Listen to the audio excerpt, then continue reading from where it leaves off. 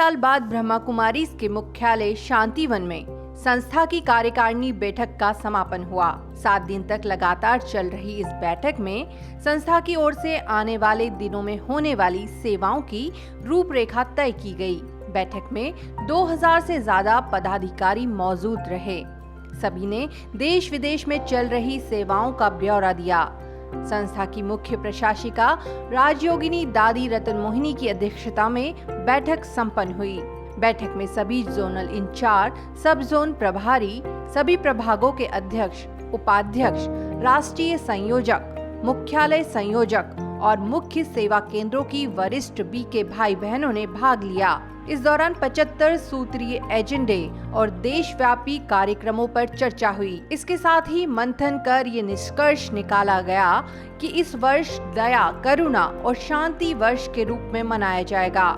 इस वार्षिक मीटिंग को लेकर हमने ज्ञान सरोवर की डायरेक्टर बीके निर्मला और दिल्ली जोन की डायरेक्टर बीके चक्रधारी से बात की। जब मैं ये समाचार सुन रही थी, मुझे बहुत खुशी हो रही थी कि ईश्वर ने इस कदर स्किल बच्चों में भर दी है कि वो अपनी स्किल को सेवा में यूज किए बिना रह नहीं सकते हैं। तो हमको इससे प्रेरणाएं मिलती हैं। दिल होता है कि सचमुच अगर ये सब कर सकते हैं तो क्या हमने अगर किसी ने नहीं किया तो क्या वो नहीं कर सकते, वो भी कर सकते हैं।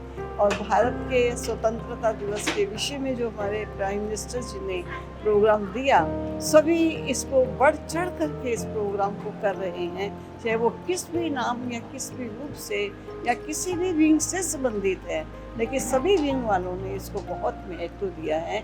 और मैं समझती हूँ कि कार्यक्रम बहुत सफल रहेगा और सफल ही जा रहा है।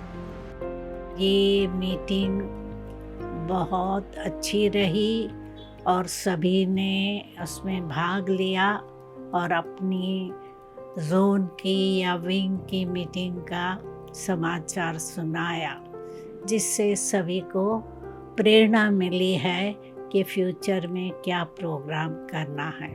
इस साल मीटिंग में विदेश की वरिष्ठ बहनों ने भी हिस्सा लिया और विदेश में चल रही सेवाओं से सभी को रूबरू कराया।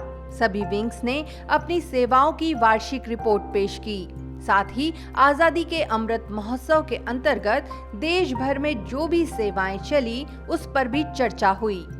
20 प्रभागों के द्वारा सभी प्रोग्राम्स जो बनाए गए हैं उनका एक ही लक्ष्य रखा गया है कि जिससे व्यक्तिगत मानव को भी फायदा हो और जो व्यक्ति सेवा कर रहा है उसको भी उसका बेनिफिट मिले और सारे देश को भी उसका बेनिफिट मिले, हर तरीके से उसका बेनिफिट हो, इस तरह के कार्यक्रम बनाए गए हैं। मीटिंग में निर्णय लिया गया कि देश भर के सभी सेवा केंद्रों पर इस वर्ष योग तपस्या के कार्यक्रम आयोजित किए जाएंगे। इसके साथ ही आजादी के अमृत महोत्सव के अंतर्गत जो लक्ष्य रखे गए हैं उन्हें समय से पहले ही पूरा करने का संकल्प लिया गया।